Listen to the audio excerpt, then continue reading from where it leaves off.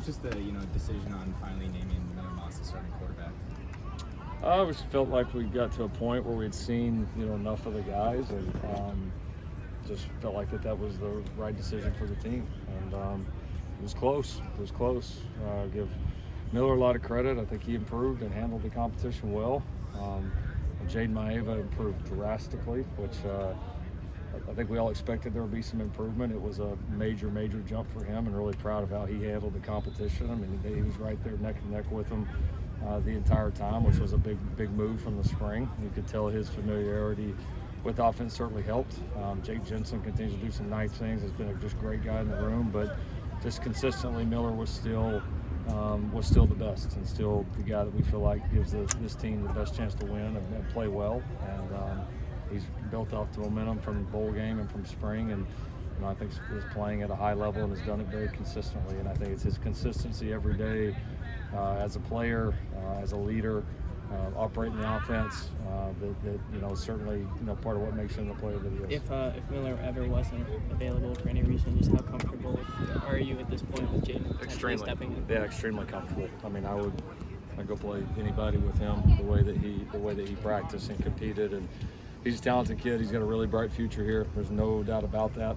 It was a great battle, and that's typically the rooms I've been in when there are great battles. It makes both guys better, and I think you could certainly say that about this competition. Right guard seemed like the other open battle the main open battle on offense. In terms of that, do you feel like you have clarity on that? We're getting it.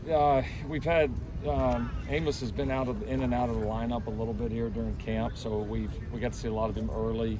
He's back with us full go now, but we had a period of time where he wasn't full go and wasn't able to do everything, and so we still want to see a little bit more of him. Alani's done a nice job here in the last I would say 7 to 10 days of really elevating his game and taking advantage of some of those reps when Amos wasn't there, and so he's playing well. Gino is starting to really get healthy. He's one that's just going to get better even throughout the season as he continues to recover from that knee, and he's finally full go with us, and you can tell he's getting stronger, more confident every day. So yeah, we still got a handful of guys that we're going to look at, so not quite decided there, but I mean we've got an idea of kind of who that top 7 or 8 are in the O-line there for sure. Two-part Branch Brothers question. What's Zion's status, and then with Zachariah, what's the area that he's tightened up the most or grown the most in as a receiver? Zion had to have a small procedure done on one of his fingers or on his hand. Extremely minor. He'll miss like a day or two and he'll be back in, but he's had a really good camp. Been impressed with his ability to. We know he can bounce back from an injury. We've seen it, but I mean how fast he's bounced back mentally and physically from this one is probably even more impressive than the others. He's had a really strong camp, so I'm excited to have him back. I think Zach's improving. We've challenged him to be a bigger part of the offense and a more consistent receiver, more consistent blocker. I think he's taken that challenge head on and seen a lot of bright spots from him in camp so far. Were you most significantly improved than where you were a year ago, defensively? Oh man, I hate to get. I know you got to ask. I hate to get into the comparisons of it. There's just a lot of it that's different, what we're doing, how we're doing. I do think it's been impressive how our coaches have kind of meshed together, and then how our players have been able to pick up our scheme, kind of take to that coaching.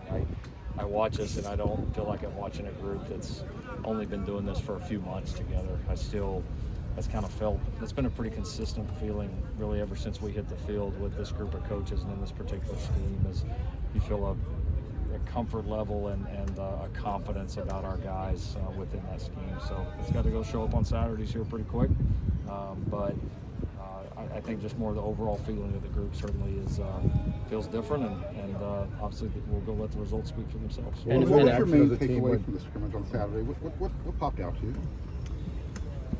Well, we did a lot of situational work, and we certainly featured a lot of our younger players or guys that haven't played just a million reps, and the older guys got a lot of reps too. It was honestly just kind of like it's been before. It's the majority of our practices. It was a lot of back and forth.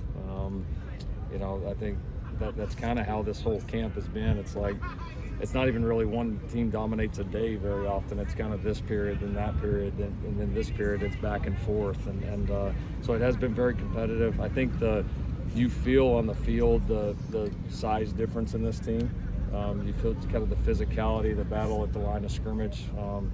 Absolutely feels different, and I think anytime we get on the field together in a team or like scrimmage scenario, I certainly feel that. It's been a few years since you've had an official special teams coordinator on staff, just with that title change for Ryan Doherty and then also for Taylor Mays and Zach Crabtree. Just what went into that and with each of those three guys? Yeah, Ryan's been with me for a long time. He's been loyal. We've coached together for a long time. He's done a great job everywhere he's been, and now with the new rule change, he's able to do more than he ever has, and so he's always had a big role special teams wise. He hasn't he hasn't been the one calling it on game day and been able to coach the guys, but he's certainly had a big role behind the scenes in terms of the specialists that we recruit, breaking down opponents, making suggestions and recommendations from a scheme standpoint, during the week. And now, he's certainly become more active in the coaching with this new role. I mean, he's more heavily involved, and I think that's an advantage for us because he's really good at what he does. So he deserves it. Honestly, a long time coming for him. And then, yeah, for Zach and for Taylor, two guys that have been, loyal here throughout our entire time here, have worked their tails off. They've made themselves both very valuable members of our staff, and wanted to give a chance to be able to reward, their loyalty and the hard work that they put in, and just felt like that was an appropriate thing to do. You always use a rotation, generally a running back. We haven't asked you a ton about the running back here. How do you feel like that rotation makeup? How do you feel about that going into these next couple weeks? Yeah, it'll be interesting. It's always the toughest one to evaluate, because you're not going a million live snaps, and that's one of those positions that's a little tough to eval when it's not straight live. But I mean, I think Woody I think has asserted himself as a starter. But I think Quentin is certainly firmly in the mix, and will certainly get an opportunity to play a bunch. And we like the other two quite a bit. I mean, I can absolutely see a scenario for both Amarian and Brian Jackson to contributing majorly to this team. I mean, we feel very good about those four. We feel like we have four contributors, and we know if history's any indication, we're going to need them all at some point. So, but right now, Woody and Quentin have at least at this point separated themselves as the one and two. Thank you, Riley.